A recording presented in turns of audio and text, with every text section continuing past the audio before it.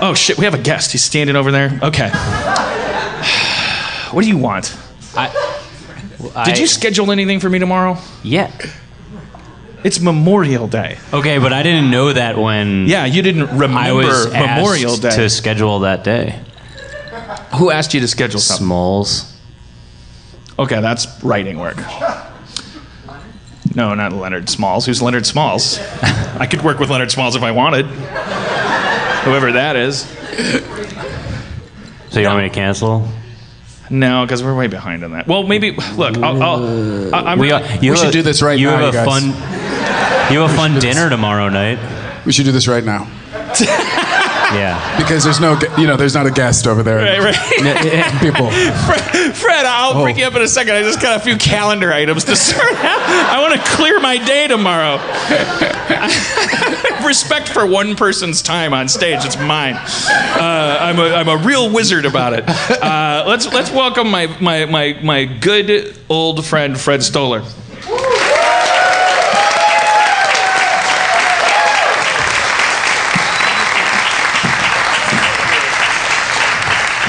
I'm already all sweaty, so I didn't want to hug you. Got the water.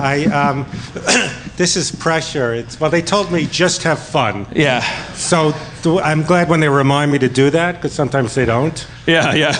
And you come up here and you cry. And you seem like a guy. I've known you a while, and you're always a guy that knows how to just have fun and go crazy. Yeah. And if somebody tells you like don't try too hard, you know how to do that.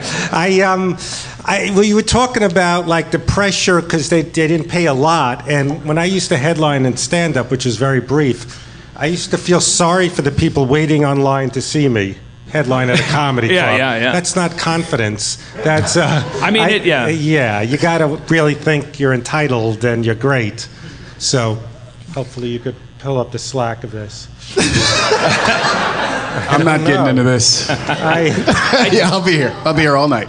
I felt bad, but when you were doing stand-up, are you still doing stand-up? Do you still actively? No. I did it a long time ago, and first of all, the confidence when I saw the people lining up to see your show, and I walked by them, and they had no idea who I was, and I'm the whole show. And he's whispering. I look familiar is what I got. Sometimes I get maybe he said a. But if I'm lucky, people, they come up to me, they go, where do I know you from? Right. And I list my credits. And if it's a single mom, then I do the kids' animation. Right. Try to hit on them like a pedophile. Hi, I'm Rusty from Handy Manny. Is your daddy not around? Hey, I'm a monkey wrench that talks. Just ignoring the kid and trying to talk to the mother. Are you a bachelor right now? And tell me, you by the way, I don't know. If I'm ever prying or anything, you don't have to talk about stuff I don't know why. I'm like Greg Proops. I only riff about pop culture. Nothing personal. No, does anyone know me? No, I need something. I think that when people see your face, I think this is the lucky kind of fame, I would say. I would wager there's plenty of people that wouldn't maybe see your face and go, oh, that's who that guy is. But then when they say, where do I know you from? It doesn't matter what credit you choose, because as soon as you start talking, they go, oh, Fred Stoller. No, they don't do that. Usually they recognize me. And they go, I don't mean to bother you, and I'm so glad someone broke up the isolation that now I'm bothering them. Right. I go, hey, where are you going? I've been to the Grove before, and I'm following them. And I'm so lonely. The frustrating thing is I did one Seinfeld, just a few Raymonds, and people think I'm rich. Right. Like they point to the Hollywood Hills. He must live up there. And and specifically show them the exact little apartment. There's a new thing called Celebrity Net Worth. Have you looked up yourself on this? No. It has, with him, and it's, probably, 18 million, all that stuff. Right. And I'm on it, and it's very wrong. It's 1.5 million. And, so I've had dates that one woman goes, this can't be right. I go, right. She goes, yeah, you have to have more than that. So people now look up my credits. They see a lot of stuff. That would be nerve-wracking. And so, yeah, I have somebody, because somebody was in a Twitter spat with me, and my income or something must have come up, like whether I'm fancy or richer, because it must have been. And then so then somebody posted, as if like spiking a football, this link. I was like, what is this going to be a link to? Is this how you get like doxxed or whatever you got? It was like, and I clicked on it, and it was this thing like whataretheyworth.org or something like that. It says Dan Harmon net worth $5 million. I was like, wow. Money you don't know about. And then I went through it. I said, I guess maybe if I like sold everything, I guess worth is like, it's not liquid. It doesn't say how liquid are they. Like, maybe if I sold everything. And borrowed money? No. And what Rick and Morty will be worth in syndication, they're putting over. Well, geez, I mean, if you're allowed to start counting that, then I'm Enron, right? Like, I get to just go. Because if you get to start counting that, then it's like, well, because I'll never see that money. However, I do have a stake in it. So it's like sometime when I'm 70 years old, in theory, a check for like Hot Topic Rick slippers will come in or something. And I'll be like, it'll be at the right medical technology, or they'll be able to just feed those checks into the machine that keeps my heart beating for 10 more beats. And they'll be like, Mr. Harmon, you're doing great. You're 70 years old. Your average person lives to 35 today.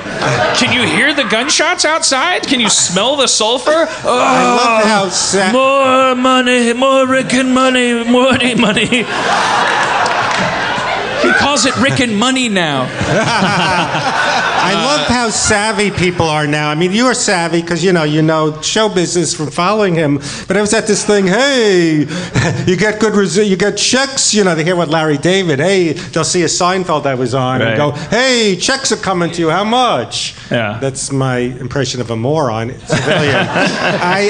But answering your question, I used to do stand up, and I fell into it during the 80's comedy boom, which no one.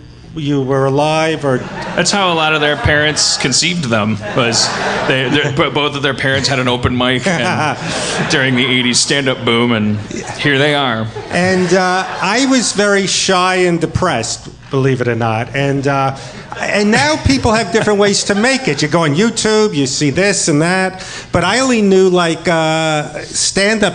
I thought to make it as an actor, your parents have to put you in the Brady Bunch. Only children, and I was another reason to hate my parents for not putting Fred in a TV show, like you fuck. And like they knew they were supposed to do that. So then I went to I guess that makes sense if you're a kid and you're thinking about the people on TV. You're like, how else would they? Yeah, you don't know. Like I said, now there's every, not eHarmony, whatever the hell. These links, like this is how you make it. Like I probably wouldn't have been a stand-up if I tried now. I don't know what I would have done, but you're just savvy with everything. You'd have been on an improv team. Yeah, I would have been so good, as you could see. Yeah, I think that's because the internet hasn't changed anything about the industry in the important ways, like the idea that, that's a ridiculous generalization. The internet has changed some things about the entertainment industry, but the biggest change is basically the size of the waiting room for auditions. Like that's how I put it. Like especially for actors, like nothing's changed for actors. Like, oh, how do I get my start as an actor? Well, you want to say like, oh, just get on YouTube and put on a fresh face and just like. But they've been doing that for 15 years, and all it does is they might as well be doing that. I mean, they can make $1 million doing that and never get into Hollywood. But then Google will say, sorry, Fart Smart's been shut down now. No more Fart Smart. I grew up on it. Well, yeah, it's like people think, Fred, isn't there so many more opportunities now? Well, no, there's just more bullshit. Right. Now, when I was, came to Hollywood, there weren't as many things, but they were like real things, like a part on Murphy Brown. Right. Or, you know what I mean? Or like Amen or something. It was like a big deal when I moved to LA in like the mid-'90s, late 90s. It was like a person would get a spot on a sitcom. Yeah. Like they'd be like the pizza guy that hits on Dharma. Yes. But it turns out to be Greg's a clone.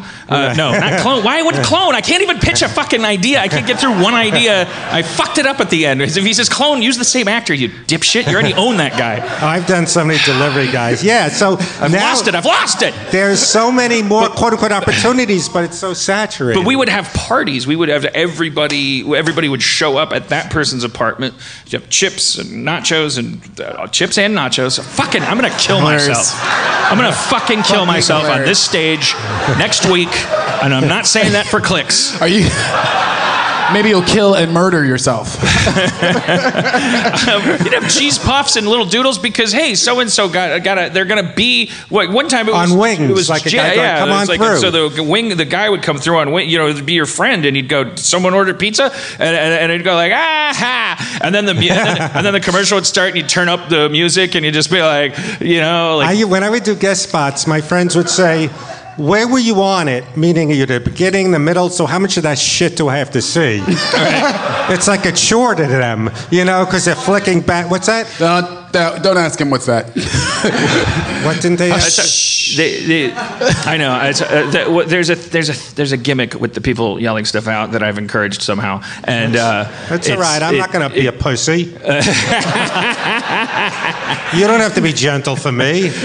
Usually, I if somebody starts yelling something out because they're so concerned about something, I find that about 75% of the time it becomes fruitful. I'm like, what is this person? You've lost your mind. We're talking about ninjas or dolphins or something, and then they'll keep talking and go, do you want to just come up here so that you stop ruining the show and talking to the microphone? And then they come up, and then several of them become parts of the show, and so it's a fun, nice part of the show. It's like a town meeting. But then I have guests on, and then someone will goes like, hold the butter, and then I can see your nervous system go, that means I'm failing, because it does if you're at a stand-up club. Like Kumail, Kumail Nanjiani. Yeah, of course. Like I say, he's like the brightest, smartest, sharpest dude. But I know he has like a stand-up like DNA. So like when people talk in the audience, I can see his like Iron Giant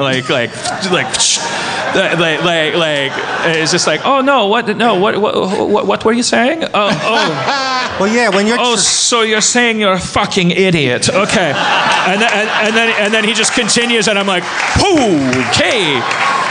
Well, when you're trained in stand-up, well, I did like I said, the comedy boom in the 80s, then when I started getting some guest spots, we think we're bombing, because I come in, Murphy Brown, hey, I'm the delivery guy. I go, I suck, you know what I mean?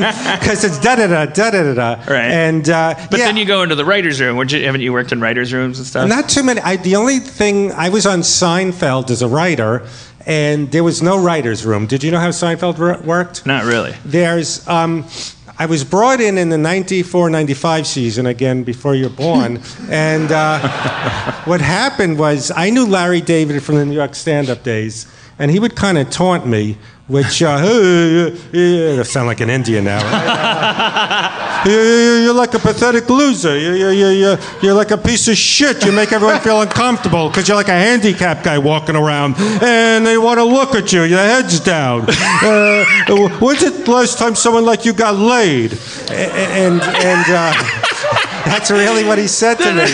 I was at my friend's surprise birthday party, and this became a Curve episode. He came late. I want to scream surprise like a fucking idiot, All right, I'm in here now. Hey, now it's Rodney. He's just Rob Schrab, but 9 octaves lower, it sounds like. Yeah, so he was. Everyone in '94 was writing a spec script, for Seinfeld. And he goes, how come you never wrote a spec script? And I'm an idiot, because again, people are savvy. I thought when you wrote on a sitcom, you make the salary. I didn't know that sitcom writing became 5 jobs ahead. Like, the idea is not to, hey, I'm going to write on Seinfeld and make whatever the $2,000 a week would be. Sorry. If you're at home right now. I'm going, why was that funny? $2,000 a week. I'm going, all right, I'm getting him a little bit. Dan has picked up a kettle bottle, and the ice is completely attached, if you're listening. I'm thinking, all right. Don't steal focus. Fred's telling a story. Fred doesn't want to, and then I've lifted it. It's like a fucking Marx Brothers bit. It's everything you want. Dan, what I mean is now people know about... Nothing more primal All right, than well, this for the scene. ice to get broken off. And what I mean is now people who I forgot why I was want the liquid out of the bottle. and I don't mean to bash Harvard because, you know, it's cliche, and I'm sure you went there and the community writers, but they know... I went to dirt. All right. Don't you know that's my issue? You don't, because we're both narcissists, so you don't know. I have class issues. That's why I couldn't function in writers' rooms, because everybody was from Stanford and Harvard and Yale, and I'd be like, what? Every time we got in a fight about coffee, I'd be like, enough of your Ivy League bullshit! Well, when I was temporarily on Seinfeld, which I'm plugging, I had a Kindle single called My Seinfeld Year. Did anyone hear this? Well, it made him laugh, and one person. All right. And you. We will be handing out copies at the end of the show. Well, the actual thing is, I'm happy to see you, but only disappointed because thinking I was going to plug, I have a new one, and I sent Jeff Davis the PDF of it to save $1.99 what it costs, thinking he'll be going, hey, it's great. Wait, I want to make sure I understand this. You sent Jeff Davis a PDF of my new book. Of your new book? Oh, okay. Thinking... go, hey, I don't want him to spend $1.99. There's these things called Kindle singles. They're legit. I know $1.99 people make fun of them. And yeah, dude sent it to me. And so, could you pretend it's really good? 5 Minutes to Kill and your That book, it changed my life. I've read a lot of authors, and this book, your book, the book. All right. Well, I'm positive that if in any way, because here's the thing. I've talked to Lee Daniels about yes, making your book into at least a 4-part movie series. What about Leonard Smalls? And Biggie Smalls. Biggie Smalls as well. But when I was on Seinfeld, one of the Harvard guys goes, because I would pitch things from my life, which was just fucked up, He goes, nothing bad ever happened to me. I have to make things up. And I wanted to punch him like, now something bad happened. Yeah. These guys were never unemployed a millisecond in their life, but they learned how to do the Larry formula of just in doing things. So basically, there's no room. You know what a writer's room is, right? Okay. They can put it together contextually. So basically, you have to come up with a Jerry, Kramer, Elaine, and who's the fourth one? George. George. I, by accident, did 50 milligrams of an edible the other night. I'm an idiot. The other night. Yes, and it's still in me. And so you have to pitch. There's no room. Like, no one's trying to come up with stories together. My analogy, it's like a homicide division. We're all trying to solve murders, but our own murders. And fuck you, I'm doing the Daniels murder. We shut our door. We don't help you. So I'm walking around, and there's a guy, I have a restraining order from. I'm not making this up. Writer. From my book, My Seinfeld Year. Check it out. I talked about some people, and I got sued, and I have a restraining order against someone. I didn't mention his name, a writer. And I called him a pseudonym, and he lately, when my book came out, he would pound on my door going, fuck you ruined my life, because I haven't worked in 10 years because of your book that's been out 3 years. And you should read my book, Looking for Someone to Blame. Yes. So he would bang on my door, leave notes, and he had this fixation. We would go on Dr. Drew, and he'd leave notes. We're going to tell the world what a piece of shit you are in Dr. Drew. That was his manifesto. Wait, I'm sorry, back up because I don't understand that. You said he had...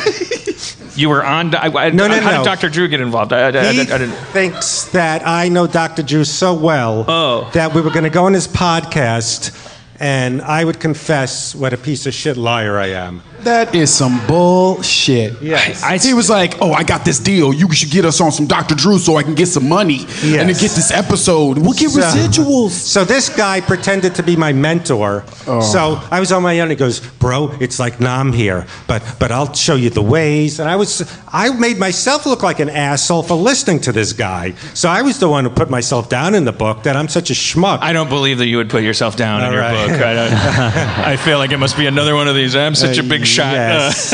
And I don't get the narcissist, but in a different way. I get it. Oh, I get no, it. yeah, you know what I mean. Yeah, you and I mean. hate ourselves, but That's what I always felt about Howard Stern. In one way, he goes, "Yeah, I'm cool," then he puts himself down. Right. Didn't you see that dichotomy in Howard Stern? Yeah. I mean, to me, I relate to that. But you're a purebred something. Like I don't know. Like you're amazing, and that's why you're. I mean, I'm jealous of you because your voice, like, because so much that this guy's walking out. Like he's just taking a poop. He's fine. Yeah, it's. But no, when you would get up on stage at the when I was living in Milwaukee, I hadn't moved to LA yet, and you were the one of the like 5, 6. There used to be a thing like there was so many comedy sentences, so many of these cable Evening at the Improv, Paul Provenza, Mario Joyner, that you could make a marginal living doing the same set on all these the A-list. We called it A-list because everyone was on it. But you would come out. I mean, we were coming out of an age where like someone would come up with a hammer on their head and say, "Hey, I'm Hammerhead," and people would laugh, and then that person would be kind of fucked for 10 years. But you weren't one of those. But the funny thing is that you were so on point. You were so true to your own voice that I bet a lot of people think you're doing a character. And because you would come up on stage and the audience would stop clapping, and then you would say something like, "Yeah, I'm kind of I guess you're probably thinking I'm like, oh hey, look at the cool guy," or something. That's why I quit stand up because of stuff like that. Yeah. Reactions. Yeah, exactly. That's why I never. But you go like, I'm a bit of a thrill seeker or whatever. You had your bits. I live on the edge. I drank milk that expired yesterday. There's all these jokes. But when you would say I'm a thrill seeker, the audience would unanimously laugh, and that's the thing is that seems to be part of your voice is that you're like. Why is that funny? Well, because they looked at you and you said something that they were thinking. Remember Louis Anderson's bit when he would say he would open with fat jokes, and then after he did like 3 minutes of fat jokes, he'd take a pause, and then he'd say, "I always have to open with the fat jokes because if I didn't, someone in the audience would be sitting there saying, 'Do you think he knows?'" And that is like a thing of like it's about essence. It's like what Sam Christensen is at this class that I took right here in Burbank. You told me, and you said you'd guarantee I'd get laid if I took it, and you were going to pay. Did you take it? No, because you didn't pay like you said you would. All right. You guaranteed I'd get laid. Did you remember saying that? I'll pay for it. Maybe he was going to pay for the lay. Yes. He's looking up Sam Christensen. And yes, the thing is, a lot of comedians were insecure, but I never learned overcompensation. Like these scrappy guys, "Hey, I'm Greg Fitzsimmons," or whoever, "I'm scrappy." Hey, yeah. Shots fired. Mad comic beef now. I feel embarrassed, like saying, "Hey, I'm great," and all that stuff. So, like I said, I got into stand-up because it seemed a way. My idol was like Jimmy Walker. I never saw a guy like him, skinny, black, funny-looking. I go, "Hey, that's don't keep looking at me, man." I know. If I don't, it's racist. So, when you're on purpose, it's not dynamite. All right. But he looked away on funny-looking. He was saying it. I know, but I had to get it because he was, he's trying. I'm trying to gauge. It's like I can't pitch shows. A few times you do. You ever try to engage like the third person in the show? You're not just talking about a really important person. So in this show, and then hi third person, we're not ignoring. There'll be 3 different arc breaks, and you're the really important person. And you know what I'm talking about? There's that 4th one, and that's I went to a show where it was right when the stand-up thing gave way to storytelling. So now I was allowed on stage with you guys, and like a Beth Lapita's show or something like that in LA. And one thing I did was because I'm such a master storyteller, but that just stuck out in my head. I'm like, what the fuck did that sound like? But I'm just saying, now I'm in. Yeah, I was waiting for my opening in this world. It was because of a TV credit. I'll be frank. But then you're allowed to go up to like these cabaret shows and you have a drink and you say, "My dad hit me," and they're like, "That's great. Here's a drink." I did one of those, and it was like me, Mark Maron, and maybe like let's say Scott Thompson I think was there, and it was and there was we almost outnumbered the audience, and so it was like right on that bubble where it's like. they must have talked about canceling the show. There's like 6 people sitting there, and then the other 2 performers. And I remember distinctly, like, it was such a weird thing that Mark Maron, while he was on stage, he coped with the weird sensation of performing to only that many people. I had only met him for the first time that night, but he just kept on. Maybe my laugh was louder or something, but he basically kind of did his whole act to me. But it really filled me with confidence. I think I killed with the 6 people afterwards. But I probably went on before him, and so he was just like, you know what I mean? You know what I mean? Like, you need the feedback. Well, when you're talking about comedians, how they, I'm cool. I'm blaming old age when I forget names. The guy, Silicon Valley, Dinesh, but Kumail. Oh yeah, Kumail Nanjiani. Yes. Well, I did some guest spots. Bob Saget had a show called Raising Dad, which sounds funny, and it was the 2 kids grew up, Harrison Briel and Kat Jennings. So Saget and Kendler, they were just working. Paramount had these tours going through, and they'd be doing a rehearsal, and hey, and in acting class you'd have comedians, and you're doing a scene, but they'd work the other people for laughs. Uh-huh. So comedians have that mindset. But what you just said about storytelling, I'm bringing back to the Seinfeld writing. So this guy would always say, I'll tell you when to pitch laugh, because you have to approach his door and knock and come in and pitch a Jerry, Kramer, Lane, and George story, and you can't do anything till they're approved. And I'd be approaching, goes, not a good time, bro, not a good time. And I was so insecure, I tried everything out on him. He goes, no, and he kind of ended up sabotaging me. And so sometimes... one thing I learned from writing, and so there was no room, you're totally on your own. The one lesson I learned for writers, and I'm sure you could attest to this, is when you try things out on friends, people, smart people, only try it out on the guy that could say yes or no. You know what I'm saying? Right. Because I tried out things on this, he said, no, I'm concerned, that's not good. Then someone else ended up doing it, not because they stole it, but because they... tried it out on Larry David, right. And I asked these middlemen. Well, I want to interject because not because there's anything to defend or correct, but because I find this fascinating that every show is different, and I'm surprised to hear that. But like a lot of shows do have just the rooms where the people sit, there's no room, powwow, and then there's like one Community worked like that because that's how I understood it to work, or rather maybe that's what Neil and Garrett, who worked on Scrubs and were helping me like run my first show. That's the way most, like 97% work. It's like you come into work and you sit, and then you've got a bunch of, it's like a police station where it's like you got your you work on this, and here's they what's work been going on since yesterday, so how is it going in that room, and then people kind of go off back to their, so there's always like one person who's working on a draft or an outline. There's like a couple people working, hopefully if you're really healthy, that they're a joke room and they're punching stuff up. And then there's a story breaking room. No, I had no idea what other episodes were in the pipeline, what was going on. So you couldn't do anything. One time I made a mistake. I tried out this idea. Kramer does a one-man show called One Time My Uncle Hit Me. Like those confessional things. And so I said, that's good. So I'm writing it up, and then I bring Larry in my, what the fuck is that? You don't fucking put things on the board until I see it. But Lapisi said it was good. What the fuck, you idiot? So you can't...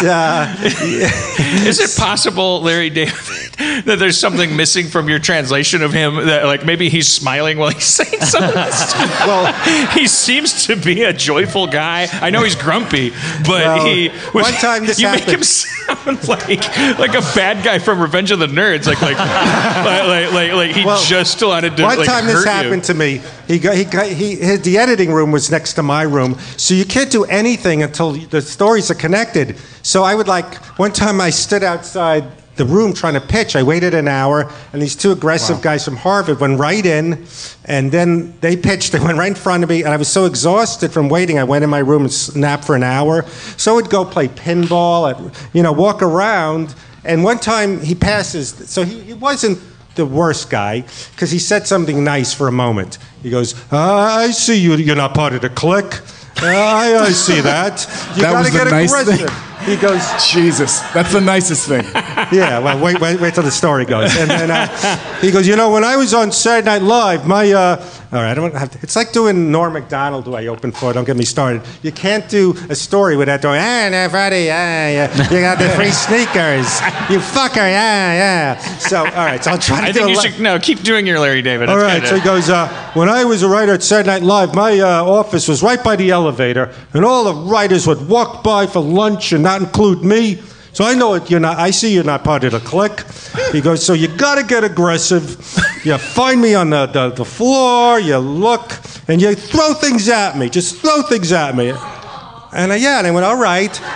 So then go, hey, Larry, I had this idea. There was a guy on that season, Mr. Pitt. I don't know if you remember who he was. And I said, what if he gets into it with Jerry Stiller's character? He goes, that's a fucking stupid idea. He goes, all right, I did tell you to try things out on me, but that was fucking stupid, Freddie. I did tell you, but not that shit. So, why did he hire you? he kept. There's something missing from this story. I do think it because it seems to me like Schraub and our friend Abed, right? Yes. So you're saying I'm like Abed. Have you seen? Right. Well, I mean, but no, the dynamic. I mean, you've seen Schraub abuse Abed, but he doesn't hate him. My theory is that he sees in me what he doesn't like about himself. Because when he was on Saturday Night Live, he didn't like any of those, the equivalent of Harvard writers. But then when it's his thing, so I started in stand-up with him and Gilbert Gottfried. He goes, me, you, and Gilbert were the three biggest fucking losers. He goes, Freddie, your only chance of getting a woman is if you're blind, because you're doomed. You're a Jew from Brooklyn. And we went to the same high school. I don't know. He saw something. So basically, how I got the job was Steve Scroven. I don't know if you know who he is, and it doesn't help in the story. He was the one who had the surprise birthday party. So in 94, 95, before they got this influx of the Ivy League guys, he would hire stand-ups from his New York days, and they would, and so it was almost like the beginning of Platoon, where they go, "You're gonna like the Nam," because I had friends of mine that were just. They would do the same thing, but they had camaraderie. 4 New York stand-ups came in, and they were totally on their own, and you weren't sure if you were supposed to start up a story. So he kind of got a kick at it, He goes, a lot of shitty things happen to you. Maybe you could use the shitty things from your life, for the Seinfeld episodes. So he goes, well, how come you never wrote a spec script? He goes, write one. Nothing will happen, but I will read it. And I wasn't gonna, because that wasn't the route. I wasn't smart, like I said. People now, they know. What I mean they're 5 jobs ahead is I thought, you make a salary. Now, all the guys at lunch were with executives from Castle Rock on their next 3 deals. You know what I'm saying? I wasn't savvy. Right. I wasn't even savvy I could get laid as a writer. I was, oh man, go back in time. And that makes me feel. I feel bad. I don't want to feel bad for you because I don't want my pity to sprinkle on you and grow a pity receptor. No. I'll tell you, it's all a happy ending. Okay, all right. Because that wasn't my route. I know comics. They watched. The Rob Petrie, Dick Van Dyke, and they wanted to be around a table. I just wanted to be a character actor. You know what I mean? I didn't know about houses, and you write on sitcoms. And it never appealed to me you see the run-throughs. They're like cows. Moving on to Jerry's apartment. And you see them on the Radford lot. They look like cows. You know what I mean? They just, the writers, walking. I was always jealous of those people, too, yeah. I don't want to interrupt your story, but... No, so basically what happened was... I wasn't going to write a spec script, but in 1994, there would be people dying to have Larry David read their Seinfeld spec script. So I said, let me just write one just in case, the next Dan Harmon goes, hey, Fred, do you have a spec script? I'd have one ready. Because he kept saying nothing will happen. Or that Dan Harmon, probably not the next one. Right, yes. Just to have it ready. And again, I'm an old man going, back then they didn't have the internet, and I had to really look for a Seinfeld script to see how it's done. And my friend helped me with the format. And in my spec script, I used a story based on... Many years ago, oh God, when you're old, you keep... my new book I wrote, everything is back before the internet. You have to preface it. Back before cell phones. And before before there was the internet, remember when there was, now there's no such thing as a blind date. Unless your name is like Phyllis Smith, because this is what she looks like, what she makes. You get pictures, Facebook. So someone wanted to set me up with a woman, but she was away from the Hamptons till the summer, and I was so excited. I wanted to have the visualization to be excited. I thought of a funny bit where, what if I hire a police composite artist to sketch what she looks like? To go, all right, yeah, looking forward to that. So. That was part of the spec script, and then I once, this they ended up using at Seinfeld, I met a woman in London, and it was unbridled sex. This was 1990, when I remember. Oh, 96. Yeah. And I remember, no, 1990. Yeah, the beginning. I remember, I confessed to her, I haven't had sex in 6 months. She goes, so long? I remember when that was so long. Wow, I wish it was that recent. And you know why we had so much sex in 1990? We had no idea how to dress. Right. Because it was 89, New Year's Eve. We were like, what are we going to do about all this Velcro? Yeah. We can't just start dressing like hippies we will by 93, but... So I put in a storyline where I flew her to L.A., and it was almost like she gave her ticket to a woman that looked like her. She goes, you flew me here just for sex. And if I said what instead of pardon, she'd scrunch. So he said, I like the spec script. Let me show it to Jerry. And so he liked this stuff, and I was brought on. And just as a quirky guy, and then... brought on as to be on screen. No, as a staff writer. Oh, okay. From that spec script. So that's like what? So rewinding from that, before that spec triumph, what were you doing? You were at the office. You were being abused by coworkers, but you weren't getting paid.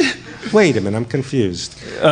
You may have been a slave, and it's illegal. Wait. Where was I not getting paid? No, I was on staff at Seinfeld. No. I thought you were because when you said you're 5 jobs behind, or you're 5, you're 5 jobs No. What ago. I meant is that they're strategizing. Writers now, speculating.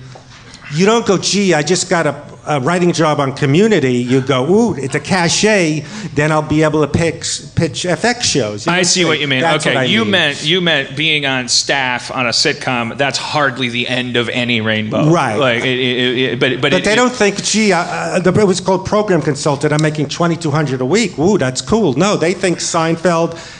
They'd be on lunch getting their next deals, and they're 5 jobs ahead. Is what I meant. And the unspoken implication there, I think, or maybe I'll put words in your mouth, or maybe why don't I just say my own, is the reason that's really true is because you could get that far. You could have a staff writer job on a sitcom, but then both because of what happened to the industry and technology, and because of the fact that you're right, you're competing with aggressors. You're competing with professional. I don't want to undercut everyone that can hurt me in the business, but and everyone and everyone I wouldn't want to hurt because I like them because they became my friends. Some of them, but there's a DNA there. I always look at it like dog breeds because where it's like because there's dogs that are good. There's like. He's a great joke writer, but part of being a good joke writer is that he drives that person and that person so nuts he has to fax his jokes in from home. And then that person's not that good a joke writer, but they're so like vibrant in the room that their jokes seem funnier, like 20%. And then these other people who are different breeds, like they end up pushing that joke, and because there's the breed of it's a chemistry, a symmetry. Yeah, and I would never want to say it because there's no such thing as a breed of dog that's a good dog or a bad dog, unless pugs are evil. But no, I'm kidding. I know that pug owners are driven by their protectiveness. That's why I made that joke. You can't talk shit about pugs. That's the point of that breed. It wouldn't exist but for a surplus of protectiveness in the human breeders that bred it. It can't breathe unless you Q-tip its face every 3 weeks. It is a dog that is falling apart. It is a pile of dog. It looks like you spilled a dog. And their eyes pop out? It's They do, yeah. What could they ever do? A dachshund? I'll tell you what. They used to use them to clean cannons. I know every breed. They all had a use.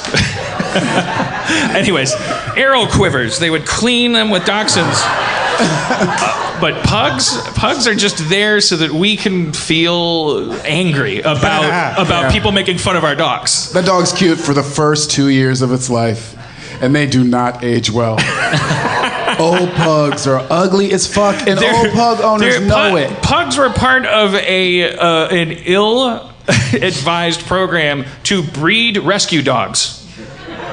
For murder. I thought that would get a big laugh. I was like, this is impressive. I wrote this. I can't do stand-up. I would have wrote that down on a yellow pad and gone, this will kill. I just wrote that in my head. Pugs are part of an ill-advised program to breed rescue dogs. Laugh, but no. Yeah. Because you're breeding them all fucked up, like as fucked up as so you don't have to go to the humane center to find, because it's like, oh, that dog has 3 legs and 1 eye. I'm gonna rescue it. No, it's a pug. It could be a thoroughbred pug, and she has a pug. It needs your help. You're making. No, you made a face like, no, stop. Well, it also elicits that feeling because if you look at a pug, you go like, that's sad. Me. I'm an underdog. That's me in grade school. That's me in high school. It's the little girl dressed as a bee in the Blind Melon video. That's what a pug is. Because sometimes dachshunds, you want to be tempted, but you're not. No, that's the kid that was into sports casting, and so all the basketball players thought he was cool. Could I kill the momentum of this bit that's killing? No, a writer. No, my job. I just did. A writer's question, which I don't know if they care about this stuff. Do you think it's easier to fake being a writer on a sitcom than like a show like Breaking Bad or Justified? Like a guy could just be aggressive and loud and throw out jokes. He could fake $1 million career in sitcoms, but can someone fake that in the world of those dramas? Well, I want to make sure I understand the question because I do want to answer it, but I don't understand the question. Well, it sounds like you were saying, or maybe I'm saying, that you could fake your way to a nice career in a sitcom at a table, fake it just by making jokes and not really being as good a writer. But there's more of a skill set, is what I'm thinking. Those 1 hours, you can't fake it. You can't be loud or go, ha ha ha, then Bryan Cranston dies. Hey, he'll have a stripper by him. Oh, yeah. I don't want to piss off my friends that work on drama shows, but they're a less fraternal bunch, so they probably aren't as easily pissed off. And the few I've talked to about this will confess that because when a comedy writer sits with a drama writer, it's only a matter of a couple drinks before the comedy writer says, admit it, it's easier, and they go, yes. Which is easier? Yes, of course it's easier. There's no jokes. I knew it. But you cannot tell anyone I ever said that. See, I'm in awe of that, like Justified, because I think Rayland, whatever. But I just want to make sure, because I didn't mean to imply, I didn't want to be too cynical and say just because there's all these different breeds of writer. It's a symmetry. They all need. First of all, the idea that writers could work as a pack, which is again how my metaphor is awesome, is an achievement of the species, because writers aren't supposed to be subject to the Henry Ford principle. That should have been the death of entertainment. We should have been in the era that we're in now in terms of like our definitions of comedy and stuff, way back when the first studios were like, yeah, but can't you make it faster? I don't know. What if there was more of yous? And writers were stuck in a room together, and just imagine that cave painting of writers being forced to do that. And they're the worst. They're egotistical. They're defensive. They're thin-skinned. They're thick-skinned in the wrong ways. They're the monsters.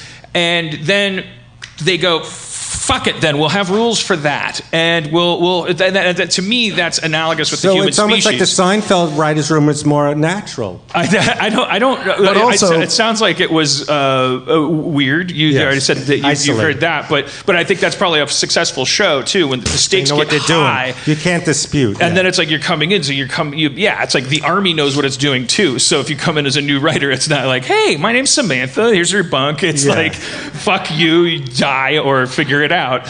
And that's what a good pack does. But